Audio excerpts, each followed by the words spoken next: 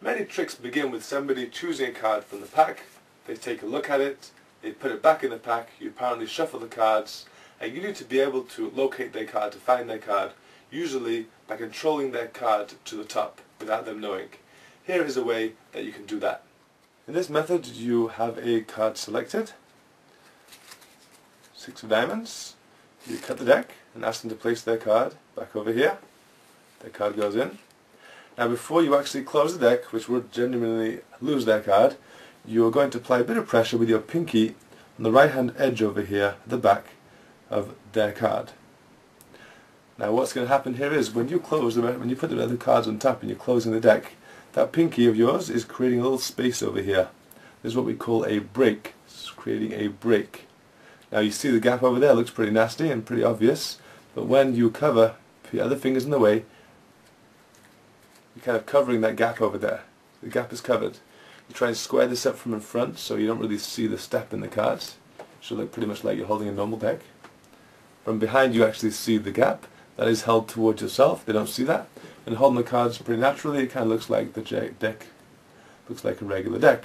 I actually have this huge hole here, keeping the mark of exactly where their card is.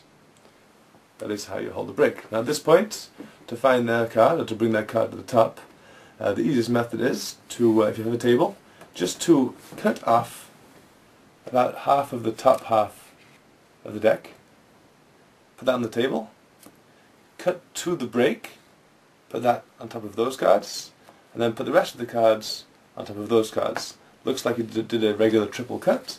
You've actually now brought their card to the top. So once again, you cut the deck and you have them place their card in the middle. You get your break. Usually a good idea to talk a little bit before you actually do the cuts, just to you can forget about where the card might be. Then you're going to cut the top half of the top section, top quarter rather. Cut to the break, put the rest of the cards on top of those, and their card is now on top of the deck. Now, if you don't have a table, you can do the same trick. 4 of diamonds, let's say, is their chosen card. It goes there inside the pack. You get your break, same as before, and they're holding a break above their card. Now, before we do anything else, let me just show you what can happen over here is, the break's now being held by my pinky of my left hand. My right hand is going to come over on top. These fingers will go at the front, my thumb goes at the back of the pack. And my thumb is going to squeeze at the back where that gap is. It's going to grab the whole entire deck, but it's going to squeeze in a way that I'm going to keep that break. This is what we call transferring the break from the left pinky to the right thumb. My right thumb is now holding the break. This is all covered with the right hand. They don't really see, with the left hand, they don't see the gap of course still.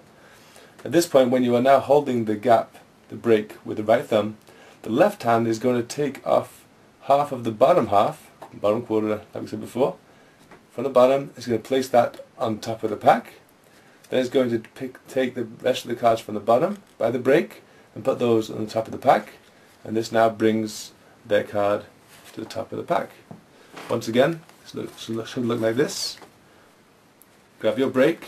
Now have a break above their card. I'm going to transfer the break to my right thumb. Take bottom quarter, put it on top.